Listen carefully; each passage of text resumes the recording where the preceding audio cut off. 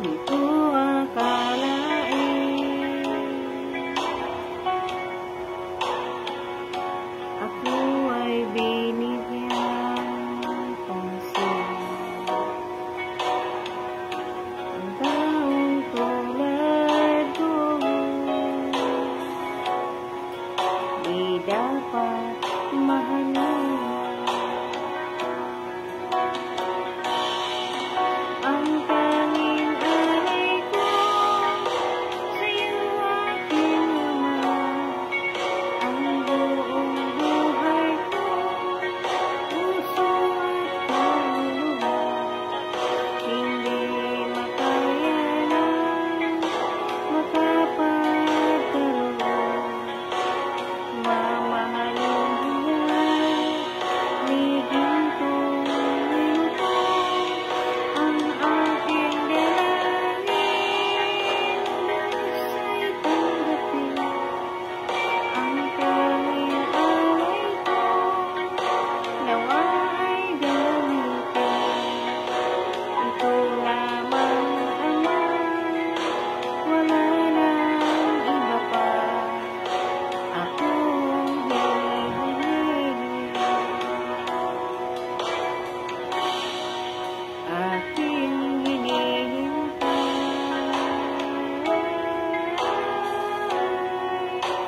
ang iyong pagbabalik, Jesus.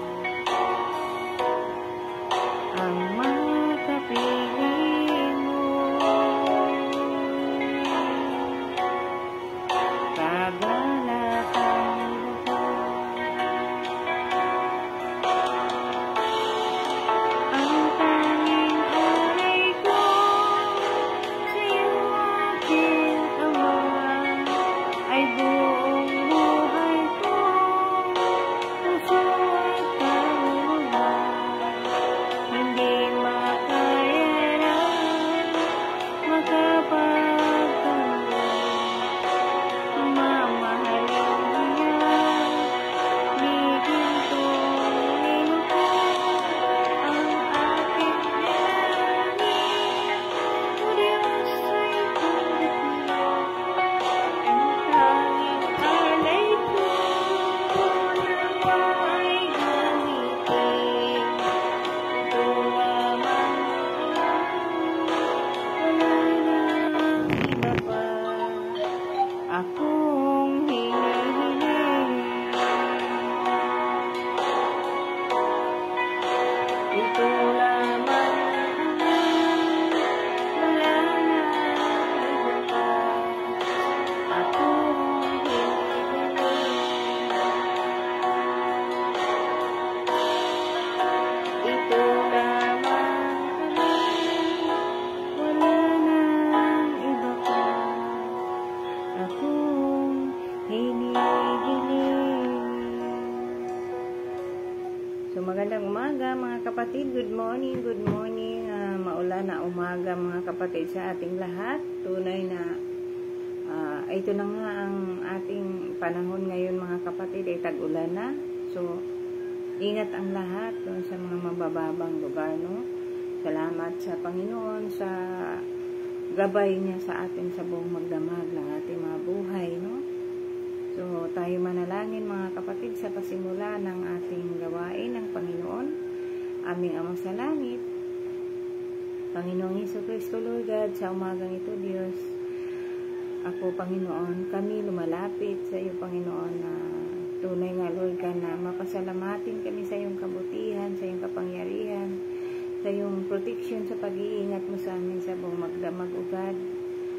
Lord, salamat dahil hindi ka nagkulang sa amin, Panginoon, na amin namin ang aming mga kakulangan sa iyo, Lord God, na ikaw ang aming Diyos na makapangyarihan, na tunay na nagmahal sa amin, Panginoon. Lord God, sa umagang ito ay inanyahan ko, O Diyos, ang iyong kapangyarihan, ang iyong karunungan na siyang turuan kami sa umagang ito, God. Gamitin mo, Diyos, ang aking labi upang marinig ng bawat isa ang nais mong may parinig at maragalak ang bawat isa. sa kanilang mga puso, Panginoon. Mabuksan ang kanilang puso't isipan, alisin ugad ang anumang mga kabagabagan sa kanilang mga puso, pagkabahagi-bahagi sa kanilang mga puso, sa kanilang mga buhay, sa kanilang pamilya, Panginoon. Palitan mo ito, Panginoon, ng kagalakan, kapayapaan, ugad sa kanilang mga buhay, sa aming mga buhay, ugad. Ikaw ang aming pag-asa na siyang samahan kami sa aming paglalakbay dito sa mundo, Lord. Kaya sa umagang ito, Panginoon, Lord, panghawakan mo kami sa panahon, ugad, sa kabila ng sama ng panahon. Lord, ikaw ang gabay namin sa aming mga buhay, Panginoon, Lord. Nawa, manguna ka, Panginoon, sa lahat ng mga kalamidad na dumarating sa panahon ngayon. Naway manatili kami ligtas sa iyong kapangyarihan. Kaya o Diyos, sa umagang ito, Panginoon, nawa maranasan ng bawat isa ang nais mo, maranasan ng bawat isa ang kapayapaan, ang galak sa kanilang puso. Salamat, Panginoon, sa umagang ito sa iyong matas na papuri at pasalamat sa pangalan ng Panginoon Jesus. Amen. So mga kapatid, diretso na tayo sa mensahe ng ating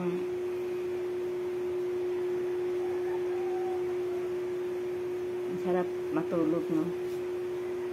Bayab-hiyab pa, masarap matulog, mga kapatid, dahil malamig ang panahon. Pero sa panahon ngayon, mga kapatid, dito na tayo sa topic ng ating devotion dito sa Santiago 1, 2 hanggang 7. So, pamamagatan ko ito na ang pananampalataya at karunungan. Sabi nga dito, no? Sabi dito, mga kapatid, no? Mga kapatid, sabi sa 2, magalak kayo kapag kayo'y dumaranas ng iba't ibang uri ng pagsubok. So, ito yung nais ng Diyos na mga galak tayo. Dahil normal sa ating mga buhay ang susubukin talaga, mga kapatid. Katuwang na natin yun na tayo hindi laging magalak kung hindi mayroon din mga pagsubok na nararanasan. Sabi ng ating Panginoon sa kanyang mga sulat, magalak tayo sa kabila ng kahirapan, kung ano-ano mga dumarating, mga kapigatian, kung ano-ano mga dumarating sa ating mga buhay, mga kapatid, ito'y ipagalak natin kasi katuwang natin si Kristo. So, ibig sabihin, lumapit lang tayo sa Kanya. Isumbong natin sa Kanya. Bagamat alam niya, pero kailangan niya na ikaw mismo ay lumapit sa Kanya. No? Para maranasan mo kung paano kumilos ang Diyos. Kung ano yung kahilingan mo, maranasan mo na ang Diyos ay may pagtugon. Diba? Kasi nais ng Diyos din na lambingin din natin siya. Kasi kahit alam niya na ang may problema ka, pero alam niya may kahilingan ka, pero hindi ka lumalapit sa Kanya. Kasi nandoon yung ating puso, no? May katigasan ng ating puso. Bagamat alam natin ang katotohanan, pero binabaling natin, di ba? Kaya sabi dito, dapat ninyong malaman na nagiging matatag ang inyong pananampalataya sa pamamagitan ng mga pagsubok. Dahil sa mga pagsubok, tayo mas lalong naging matatag. Huwag yung bumigay dahil sa mga pagsubok. Kung hindi, mas lalo tayong maging matatag at lumapit, magtiwala sa Panginoon na ang Diyos ay may gagawin. Siya lang ang nakakaalam ng lahat ng bagay. Siya lang ang nakakaalam lahat ng ito, mga kapatid. Kaya, kung ano man ang mga dinadala ng bawat isa, sa Diyos natin ilapit ang lahat. Dahil siya lang ang may kasagutan. Siya lang ang makapagbibigay sa atin ng kapayapaan. Kaya sabi dito, mga kapatid, sa 5 ay sa 4, dapat kayong maging matatag hanggang wakas upang kayo'y maging ganap na walang pagkukulang. Kailangan maging matatag tayo, mga kapatid, na mayroon tayong, habang tayo tinatahak yung mga pagsubok, maging matatag tayo na katuwang natin si Kristo. Huwag tayong manghinawa na lumapit sa Kanya. Huwag tayong panghinaan ng loob na mas lalong higit na makakatulong sa atin ang Diyos. Huwag tayong bastang gumawa ng kasamaan dahil ngay tayo sinusubok kung hindi mas lalo tayong lumapit sa Panginoon. Kasi siya lang yung nakakaalam, siya yung may gagawin sa ating mga buhay. Basta tayo, Lord, alam kong pagsubok lang. Alam kong katuwang kita. Nakikita mo kung ano itong dagok na dala-dala. Alam kong lilipas din to. Hindi ako manghinawa na nagtiwala sa iyo. Ganun lang yung mga kapatid. Sabi sa 5, ngunit kung ang sino man sa inyo ay kulang ng karunungan, humingi siya sa Diyos at siya ay bibigyan. Sapagkat ang Diyos ay nagbibigay ng sagana at hindi nagkukulang. Nanunumbat. O tandaan natin na kung ano man sino man ang kulang sa karunungan, nakapangunawa, o nabagabag, lumapit siya sa Panginoon. Lumapit siya ng may pagpakumbaba, mga kapatid. Dahil ang Diyos ay nagbibigay ng sagana sa atin at hindi nanunumbat. Humingi tayo sa Kanya, lumapit tayo sa Kanya kung ano man yung mga dinadaing mo, mga kapatid, sa ating mga buhay. Ano man yung ating pasanin, walang ibang makakatulong sa atin kung hindi ang Diyos. Gagawa siya ng paraan sa problema natin. Pero kailangan din natin yun ipagtrabahuan. Kasi kung ano yung problema mo, hindi mo naman din basta-basta yan matatanggap. Hanggat wala kang gagawin. Kasi doon ipapadano hindi ng Panginoon ang mga bagay na kailangan natin sa ating mga gawa. Or may kung gagamitin ang Panginoon. Yun lang yun, mga kapatid, no? Ang sabi nga dito, ngunit kung ang sino man sa inyo ay kulang sa karunungan, humingi siya sa Diyos, ay siya ay bibigyan, sapagkat ang Diyos ay nagbibigay ng sagana at hindi nanunumbat. No? Kung sa iba tayo hihingi ng tulong, sigurado mayroon tayong maririnig. Pero pagka sa Diyos tayo hihingi ng tulong, kailanman ay wala tayong maririnig. No? Wala tayong maririnig, pero ang yung pagtiwala sa Panginoon, mga kapatid, ay kailangan ay wag mo siyang pangunahan. Kailangan isincere mo yung yung tiwala mo sa Panginoon na siya may gagawin. Sabi dito sa 6, subalit ang humingi ay hindi dapat pagtiwala sa Diyos at huwag mag-alinlangan, sapagkat ang nag-aalinlangan ay parang alon sa dagat na itinataboy sa hangin kahit saan. Diba? Sabi ko, kapag ikaw ay lumapit sa Panginoon, huwag mo siyang pangunahan. Huwag mo siyang huwag kang mag-alangan. Mag-alangani na may gagawin ba? Totoo ba? Tutugunin ba ako ng Diyos? Lumapit ka sa Kanya kasi naniniwala ka sa Kanya. Lumapit tayo sa Kanya dahil alam natin na hindi man yan agad-agad, ibibigay ng Diyos yan. Ganun yan, mga kapatid. Ang pagtiwala natin sa Panginoon, huwag natin pangunahan. Na ako ba ay tutugunin ng Diyos kahit na ako ay may kasalanan? Ako ba ay naririnig ng Diyos? Naririnig ka at tinutugon ka. Kapatid, basta ituon mo ang iyong kaisipan na ang Diyos ay magbibigay sa iyo ng sagana. Sabi nga dito, mga kapatid, no? Kasi kapag binigay mo ng pag-alala o nagdadalawang isip ka na may gagawin ang Diyos, maaaring hindi mangyayari yun. Kasi sa isip mo pa lang, alanganin ka. Pero ngayon sabi ko, ang dami kong hinihiling sa Panginoon, di ba? Marami tayong minsan nga sabi ko, Lord, siguro na ka na kasi ang dami namin hinihiling, pero hindi ako magsawa na lumapit kasi alam ko, Panginoon, na may gagawin ka. Alam ko na makapangyarihan ka. Sabi niya sa iyong mga salita, di ba? Sabi sa kanyang mga salita na kapag nagtiwala kami sa iyo, binuo namin ang aming kaisipan na ikaw ay may gagawin kahit matagal, na angkinin namin yun dahil makapangyarihan ka. Di ba? Sabi nga dito sa 7, mga kapatid, Kasi kapag ka naghihingi ka ng ipinag-alinlangan mo ang iyong kahilingan, nag-alangan ka, araramdaman tayong hangin at alon na paroon pa rito. Ang alanganin, ang kahilingan nating natugtugunin, kasi alanganin ka rin na humingi. Pero sabi sa kanyang mga salita sa 7, huwag umasang tatanggap ng anuman mula sa Panginoon ang taong pabago-bago ang isip at di alam kung ano talaga ang nais niyang gawin. Diba? Ang nais niya. So, huwag kang umasa mga kapatid kapag ang kaisipan mo ay alanganin. Ay ko ba itutugunin ng Diyos? Maririnig ba ako ng Diyos sa mga dinadaing ko sa Kanya? Huwag mo kasing pangunahan. Kailangan lumapit ka sa Diyos kasi naniniwala ka na may gagawin ng Diyos. So, purihin ang Panginoon mga kapatid. Ang ating mensahe ay maiksi lamang. Pero salamat sa Panginoon sa kanyang mga salita na maiksi man ito, pero mga kapatid, tandaan natin na ang salitang yun ay totoo.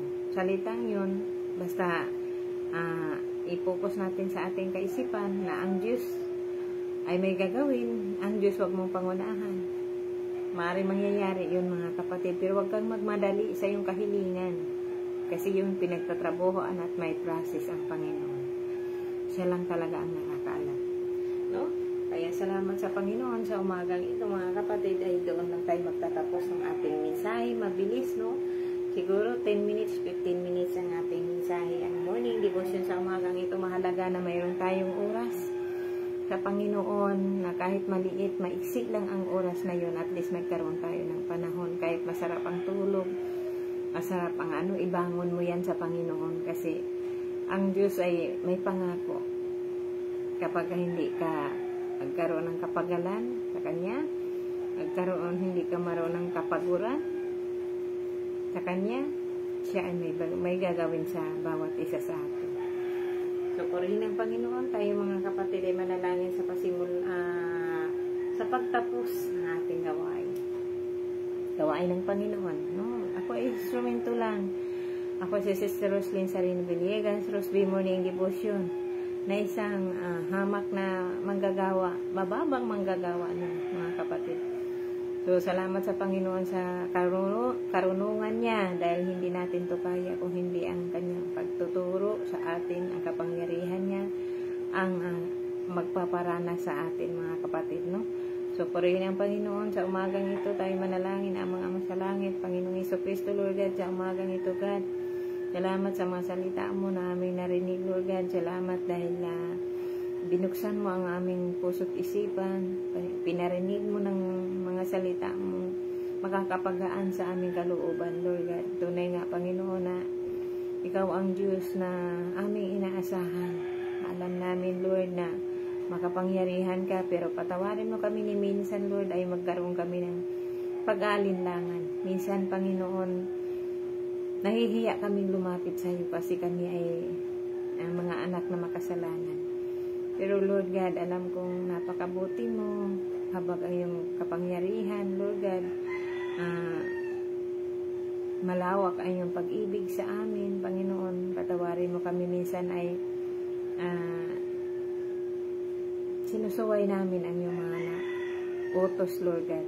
Kaya, salamat sa pag-ibig mo, Panginoon. Salamat sa protection mo. Salamat sa pag-iingat mo sa amin. Salamat sa mga tugon sa aming mga kahilingan. Salamat ugad sa mga kagalingan, sa mga nararamdaman. Bago sa umagang ito, Lord, alam kong may mga karamdaman ang bawat isa din, Lord. Dinadalangin ko, hindi ko sila nakita, hindi ko man sila alam kung saan, pero inaabot ko, Diyos, ang kahilingan, Panginoon, na nagmumula sa amin, na Ikaw lang ang nakakaalam sa aming mga karamdaman, O God. Ikaw ang Diyos na makapangyarihan, na aming pinagkakatiwalaan, na alam namin na ang aming buhay ay hiram lamang. Kaya Ikaw lang din ang nakakaalam kung kailan, saan, paano, may sakit ba ito o wala, Lord. Ikaw ang nakakaalam. Pagalingin mo kami, Panginoon, dahil kami nagtitiwala sa iyo na Ikaw ay makapangyarihan na manggagamot ng aming buhay.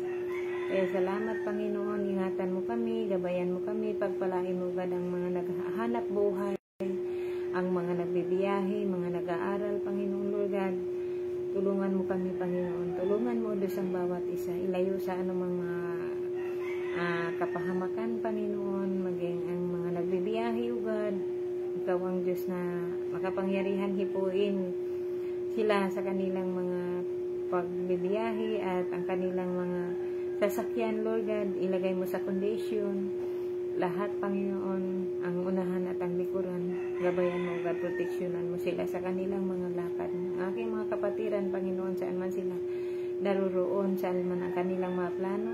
Salamat, Lord, sa kapangyarihan mo. Dahil hindi ka nagkulang kailanman sa amin, Panginoon. Salamat, O God, sa pag-ibig mo sa amin sa umagang ito, Lord God. Manatili kaming may kapayapaan sa iyo, God. At higit sa lahat, Panginoon, ang iyong pag-ibig ay maging sentro nawa sa bawat isa at ang pagkakaisa, pagkakaunawaan sa pangalan ng Panginoong Hesus. Amen. So magandang umaga mga kapatid. Magkita ulit tayo sa Miyerkules ng umaga, alas 5, pero bago mag alas 5, basta kung may time ako, mga kapatid, nag-uumpisa na ako bago mag alas 5, o diba 4:30, umpisa na ang ating devotion. So magandang araw, ako nga pala si Sister Roslyn Sarino Villegas ng Rosby Morning Devotion. Dalawa ang aking account, may Roslyn Sarino and Rosby Morning Devotion. Sa Rosby po ay devotion lang ito. Pero minsan, sinishare ko dito yung aking sa profile kasi doon ako monetize. Doon ako sumasahod. So, purihin ang Panginoon. Salamat sa Panginoon. Sa bawat isa, God bless everyone. Ingatan tayo ng Panginoon at gabayan tayo ng Panginoon. To God be all the glory and praise. Bye-bye. God bless.